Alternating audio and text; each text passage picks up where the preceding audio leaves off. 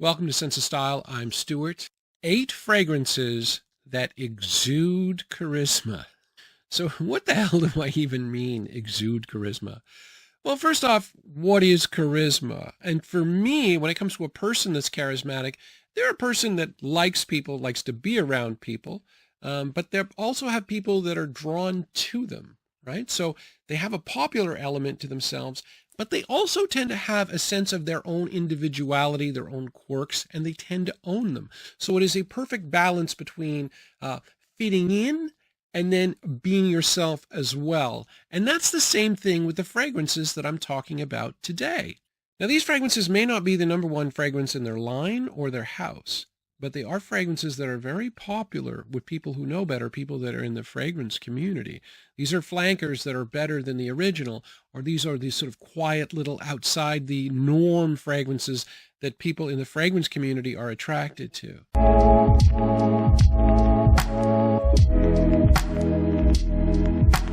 Fragrance number 1, Guerlain L'Homme EDP Eau de Parfum. And when I first smell this, I'm like, man, this fragrance does have charisma. Now, this is definitely one that is more popular overall, but I think the fragrance community are the ones that sort of made it popular because the eau de toilette in this, they're quite different. They have the similarities of the leather, the vanilla, and the almond. That's here as well.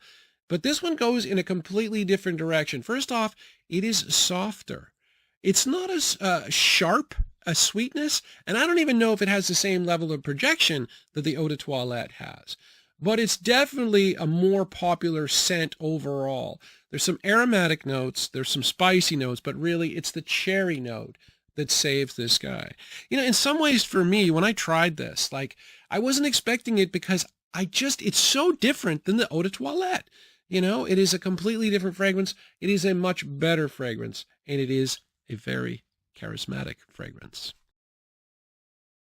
Fragrance number 2 is from a very popular house, Parfums de Marly, but it's definitely not the most popular fragrance from the house. It is popular, though. It's Pegasus.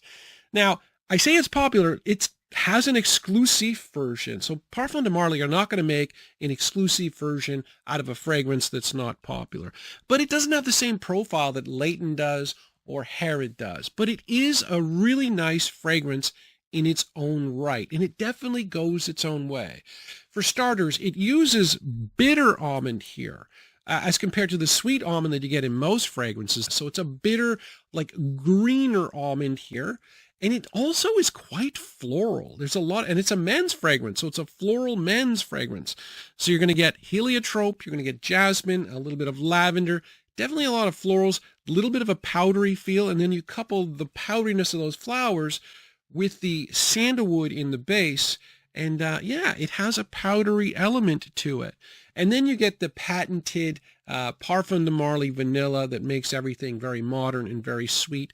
And yeah, I like this one. It's got really good performance, and I do think this one is quite charismatic.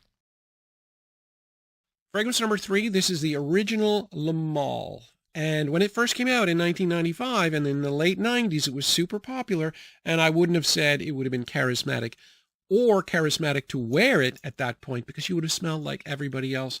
However, in this day and age, this one balances originality and conventionality perfectly to fit exactly what I'm going for. So the originality comes from the fact that it's different, that it's older. It has got a lot of mint and lavender. There's a cinnamon note that's fairly modern, but the aromatic quality of this makes it not completely current.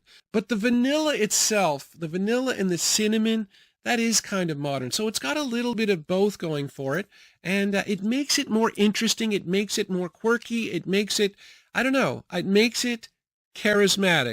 Now, for the performance for this one, it's tough because my bottle I bought in 2019, and it doesn't have the 24-hour incredible performance that Jeremy Fragrance used to talk about with the original Le Male bottles. But I still get 12 hours of longevity and a good 2 hours of projection with my bottle. And I don't know what, in the last 5 years or so, if it's been watered down further. I can't imagine it's been watered down sufficiently, but yeah, I think the performance, I'll give the general performance to be at, a C plus or a B. But my particular bottle, it's an A, thank God. Fragrance number 4 fits the category perfectly. This is Versace's Eros Flame. And this is a fragrance that actually is not, I don't find it that similar to the original. The original has a lot of sweetness, but it has an aromatic quality. The fruitiness is there, but it goes away fairly quickly, and then you just end up with a lot of a minty aromatic feel. Whereas this one is completely different. It is a citrus fragrance primarily, with a lot of sweetness as well. So I think this one is more popular among collectors, where the general public are going to just look at this and see that it's everywhere and just go out and buy it. I think this is definitely perfectly fits the charismatic thing because it does its own thing and it's still good. So it's got lemon, mandarin, and chinata, which is an Italian citrus fruit off the top. It's got a little bit of black pepper. It has both vanilla and tonka, so it's very, very sweet.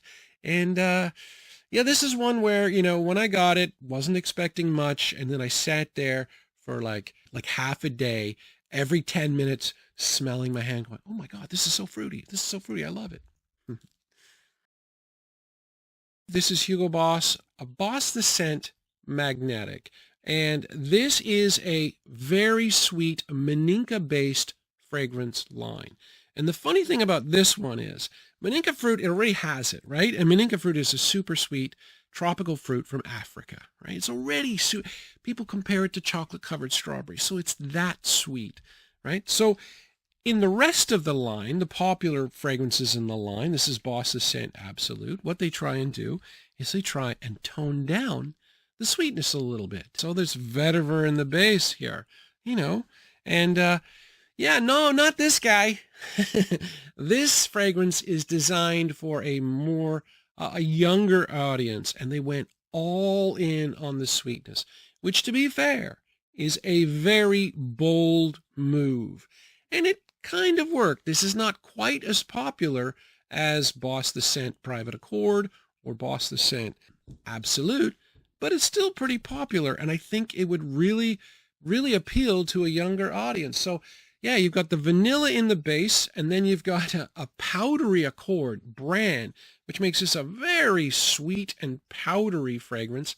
Super good performance, but yeah, a little bit outside the box. Fragrance number 6, this is Costume National Scent Intense. And I don't know where this fits into the Costume National feeling of things, but this is definitely a fragrance that is going to appeal more to fragrance enthusiasts. This one has real character to it. Now, it's very difficult to get an idea as to what's in this because the notes are kind of like all over the place, right? So it is an amber-based fragrance, and there is a fair bit of patchouli. So it's got a dark ambery quality, and that's why you've got the black bottle. But this also has some powdery sandalwood. It's got some tea, so a little bit of that soothing tea, and a hibiscus note that is, you can't get away from. It is clearly there. And so you got like 5 notes that are kind of like all over the place, but they come together and they make a really, really nice, very creative, very different, very classy fragrance. And the hibiscus, just so you know, that is a little bit of a spicy floral. You know, it looks like this big feminine flower, but it has more of a masculine feel. And this is definitely a masculine fragrance, although somewhat subdued. So the performance is subdued too. Don't mistake that for me saying it's weak. It's not weak. But in terms of longevity, between 4 and 5 hours, and in terms of projection, about a foot. So it's got better performance, your standard, you know, woody office fragrance, but not much. It has a, you know, as I said, a softer feel. I do think it can be worn in the office. I do think it is very different, very appealing, and I think a lot of people, like collectors, would really like it. Fragrance number 7, much the same thing. You know, this is L'Envol by Cartier. This is not Cartier's most popular fragrance for men, and yet it is still a phenomenal fragrance that I think a lot of collectors will like. So it is, as you can tell with the juice, it is fundamentally a honey fragrance. They created something that was meant to smell like mead, which is like a honey alcoholic beverage that you can still buy, but it was popular like in the Middle Ages, right? So now there's no boozy note here at all, but there is a lot of musky honey, right? So the muskiness makes it feel a little bit like the beverage, and there is a ton of honey. I have to emphasize that. But everything else about the fragrance is meant to tone down the honey just a little bit. So there are a lot of woods in here. 4 different woods give it some stability. And then you've got a lot of violet leaf and iris. And those are 2 notes that are fairly light. And so it lightens up the honey a little bit and just gives it, just is so different. I haven't smelled anything like it. And you would see, I keep talking about, those light notes, the woods, the honey, and the iris. You would think, oh, it wouldn't have good performance. And it does. It has really good performance. The projection is, maybe a foot or 2. It's not massive, but you can definitely smell it. And the presentation is absolutely fantastic.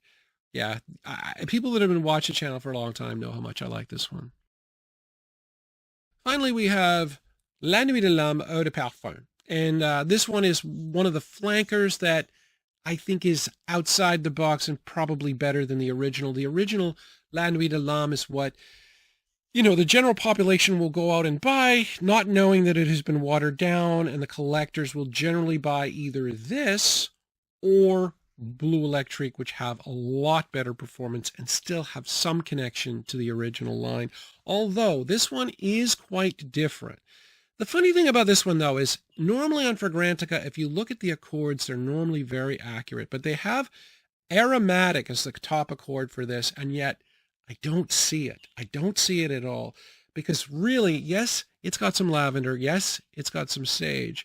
But really what I get from this is a very sweet, there's a lot of tonka in this, a very sweet leather fragrance with some spicy cardamom. To me, this is like a classic dark date night fragrance. And so the aromatic element, I don't know, maybe that combines with the cardamom to give it some spiciness, but I don't really pick up anything that I would consider to be herbal or green or anything to that effect. So I don't understand the accords breakdown on this one, but this one is definitely a really good version of La Nuit de L'Homme, again, that I think would appeal to a younger audience. Phenomenal performance here, like phenomenal, like 8 to 10 hours and maybe more, and a lot of projection as well. This one would be it's weird to think of La Nuit de L'Homme as a clubbing fragrance, but I think this would work fine in a club. Anyway, yeah, I hope the whole charisma thing translated well. And yeah, some of these fragrances are some of my favorites. So I consider real classics. So hopefully you enjoyed this one. Thanks.